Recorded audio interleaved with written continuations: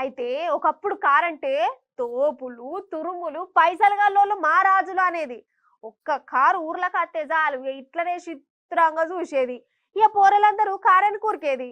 ఇప్పుడు ఊరికో కారు కాదు, ఇంటికో కారు అయిపోయింది. ఎవ్వరు పడితే వాళ్ళు కార్లు కొంటుర్రు. తప్పు లేదు, కొనవలసిందే, కార్లో తిరగవలసిందే. అయితే కారుంటే ఉన్నోళ్ళ లెక్క చూస్తారు కదా.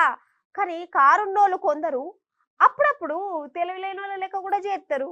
అయితే ఒక కుటుంబం చిన్న పాపతోని కలిసి కార్ల బయటకు స్వీట్లు కొనేందుకు పెద్దోళ్ళు కారు దిగి పాపను అట్లనే ఉంచారు. తాళం చేయి గిట్లా కార్లనే ఉన్నది. కారు లాకు పడ్డది. పాపపు ఇక మొసమర్రు లేదు. ఇంటుంటేనే గజ్జమంటుంది కదా. అతనికి ఏమైందో చూడాలి, మీరు చూసేయండి. ఇదే కారు. అగో లోపల పాపున్న చూడురి, డోర్లు తెరుచుకుంటలేవు. తాళం చేయదంటారా, లోపలనే ఉన్నది. లోపల పెట్టి మర్చిపోయి ఈ పాపోళ్ళ నాయన బయటకు వచ్చిండు. పాపం బుజ్జికేమో తాళం ఎట్లా తీయాలో తెలియదాయే. ఎట్లా చెప్పురి, గాలాడుతుందా అంట్లా. అంతలో ఒక పిల్లగాడు మంచి ఉపాయం చేసిండు. ఫోన్ తీసి యూట్యూబ్లో తాళం చేయి ఎట్లా తెరవాలో ఆ వీడియో బుజ్జికి చూపించిండు అద్దంలా. కరెక్ట్ ఆ బుజ్జి కూడా యూట్యూబ్ చూపించినట్టే తాళం చేయి నీటు తిప్పి అడు తిప్పింది. Car door తెరుచుకున్నది. బుజ్జి బయట పడ్డది. ఇక సంబరాలే సంబరాలు, సంబరాలే సంబరాలు. సూపర్ అక్షయ్.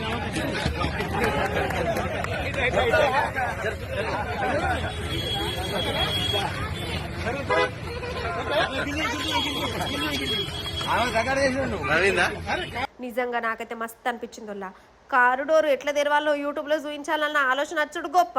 ఆ బుజ్జి అందులో చూసుకుంటే తీసుడు ఇంకా గొప్ప కదా. కానీ ఏ మాటకు ఆ మాటేనోళ్ళ యూట్యూబ్లో ప్రతి ఒక్కటి ఉంటాయి కదా. కానీ పిల్లలు చూడు యూట్యూబ్ చూస్తారు అంటాం. కానీ సెల్ ఫోన్లు యూట్యూబ్తో గిట్ట కూడా ఫాయిదా ఉంటుంది. కాకపోతే వాడుకునే తరికల వాడాలి అంతే. ఆగర్స మనశేంద్ర సార్ గనక ఈ వీడియో చూసి తమ్ముళ్ళు సెల్ ఫోన్ను నేనే కనిపెట్టినా, నేను చేయబట్ట పాప డోర్ తెరిచింది అని అంటాడు కావచ్చు. ఇట్లనే కారడం ఆడిరోళ్ళు అక్కడ వాళ్ళు.